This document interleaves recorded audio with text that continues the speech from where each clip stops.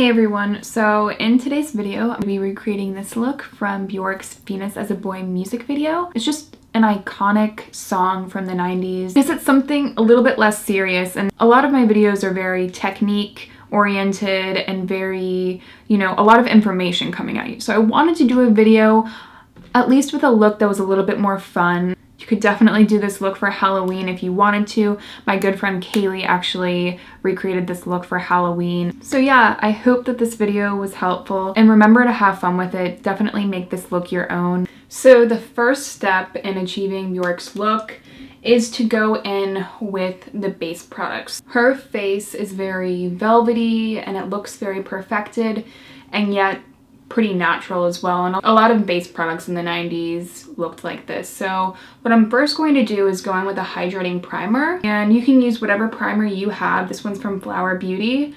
I'm going to concentrate it in places where I'm particularly dry. It almost looks like she's wearing a powder foundation. You could go that route. I actually am not a huge fan of powder foundations, but today I'm going to be using the Physicians Formula Healthy Foundation, and this one is like a more satin finish. I typically go for something very dewy, but to try and emulate a little bit more of a velvety look, I wanted to go in with this. And if you find that you also have dry skin like I do and you want to use something a little bit more hydrating, just go in with a translucent powder after to achieve that look, rather than using a really matte foundation. That's kind of what I've found works the best for me. With medium coverage is probably a good way to go. The only thing I don't like about this foundation is the smell. Almost like paint. And I'm just going in with a sponge. You can use a brush if you'd like. Next, I'm going to do a little bit of concealing. I actually have a hormonal breakout on my chin, so we're going to go in with something a little bit more heavy duty on that spot, and then go with something a little bit more light coverage under the eyes. So I'm going in with my Too Faced Born This Way concealer to cover those spots, and this is great because it's hydrating. So if you have, more scabby pimples, it will conceal them without looking too dry. And this is also closer to my face color, and I want to go in with something just a little bit brighter under the eyes. And this is my Maybelline Fit Me that I'm using under my eyes. It's kind of my tried and true. The trick I like to do with light coverage dewier concealers is I kind of let them set for a little bit, and then once I blend them out, the coverage won't move as much around. That way I get the most coverage out of a dewier light coverage concealer, kind of get the best of both worlds. After that, go in with a powder that is going to make the skin look really velvety and airbrushed. I'm using the Charlotte Tilbury Airbrush Flawless Filter in the shade 1, and I'm not using this all over. Feel free to. Next, let's go in with a bit of cheek products. Bjork has a very pinky, rosy flush going on. It's a little bit bubblegummy, but it's definitely a little bit more subdued. It manages to look very flushed and vibrant without looking too powdery or flat. So you could use a powder with this. I'd recommend picking a shade similar to Pearlescent Pink from Wet n Wild. But today I'm actually going to be using my Glossier Cloud Paints, and I'm going to be mixing colors. And I really like to do this when I want a really precise color, mixing Puff with Haze. Between these two colors, I'll be able to get that really perfect shade. I'm going to use mostly Puff. Then just to make it a little bit richer, I'm going to use the tiniest bit of Haze. And these are very pigmented. This is way too much. I just want you to visually be able to see the quantities. See how pretty that color is? It has that little bit of bubblegummy color, but it has, a little bit more dimension. She puts her blush on the apples of the cheeks all the way over to, her hairline, where it kind of sculpts out the cheeks as well. So it's a lot of blush. You don't have to use as much blush if you want to make this a little bit more of a wearable look. But I personally really like it. And, oh, did I just get blush in my hair? By the way, with the cloud paints, even though I did set my face with a little bit of powder here, it's not going to cling to that area, even if you're mixing powders and creams. Use a little bit and then go back in. Definitely take your time. A really easy way of doing this is loading up one end of a sponge and then using the other end to blend. It's making this really easy. So that is the blush. Something you could do is add a little bit of highlight.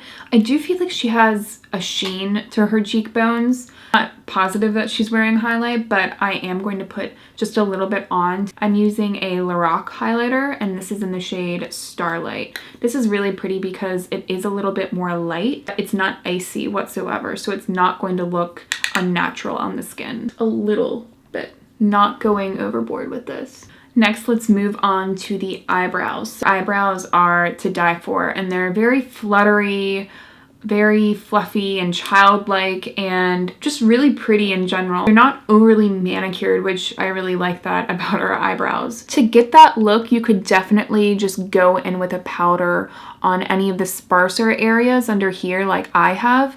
What I'm going to do is use a pencil and then really work out the product to give a more soft effect. But I do feel like a brow powder would be a good way to go with this. I'm going to use the Anastasia Brow Wiz. And again, I'm first going in to my sparse areas, taking a spoolie and making sure that that looks very natural. In the front, definitely feel free to fill in this area. You have sparser areas in here. I'm going to go very, very lightly in here because if you see her brows, there's no visible product in the front. I wouldn't use products too harshly. You really don't want it to look like there's a lot of product. So that kind of gives that fluffier look, and it's all blended out. To emulate that really fluffy brow, I'm going to go in with my Glossier Boy Brow, and this is the clear version. So it's just going to hold the brows in place without adding extra color.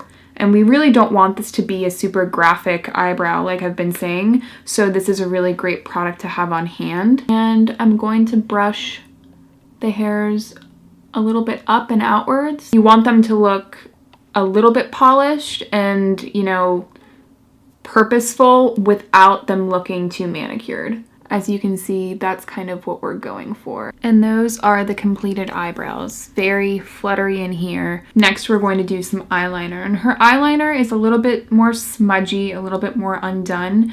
It's a very, very soft wing. Probably used with a black pencil. It also does a little bit of lining in here as well. I'm going in with my Marc Jacobs gel liner. You don't need to be very precise because we are going to smudge it out anyway. I'm going to wing this out. See how messy that looks? That's completely fine. Then we're going to take a pretty small brush. This one's from Makeup Forever, but you could really use whatever brush you have and kind of smudge that out a little bit. Once you've smudged that out to kind of give the effect that you'd like, go in with a little bit on the waterline. You can make this as dramatic as you want it, but I kind of want to go for a little bit more of a softer eyeliner look. And those are the completed eyes. Curl your lashes a little bit. I did before I put on my eyeliner. I'm going in with my CoverGirl Lash Blast Volume. She doesn't have too much mascara on. I also skipped my bottom lashes because I don't want the eyes to take over the look. Next, we're going to go back in with our eyeliner and start to do those spots that she has above her eyebrows. Has them going from pretty close in here all the way over, and then she has some more random looking spots over here as well. And one side looks like they kind of curl, but then the other side looks a little bit more random. So I'm just gonna go with the random spots on the end. You can go in with like an eyeshadow before if you want to, you know, kind of map out where you want to do them. This doesn't have to be super precise. Just make it your own. After you're done doing this, go in with a clean finger. I'm going to use my pinky to make this a little bit less messy and kind of diffuse these edges a little bit. Even that little bit of diffusion really makes a difference. To kind of soften these up a little bit, I'm going to go in with my Physicians Formula Butter Bronzer on a Q-tip and kind of go over to make the black a little bit less stark. I think that helps it make it look a little bit softer.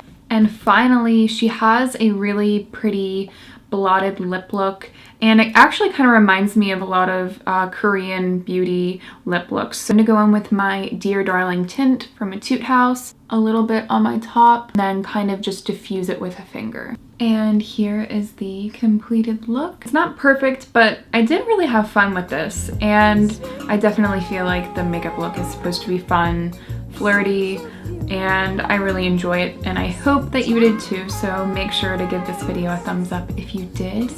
Make sure to subscribe if you'd like to see more, and I will see you in my next video.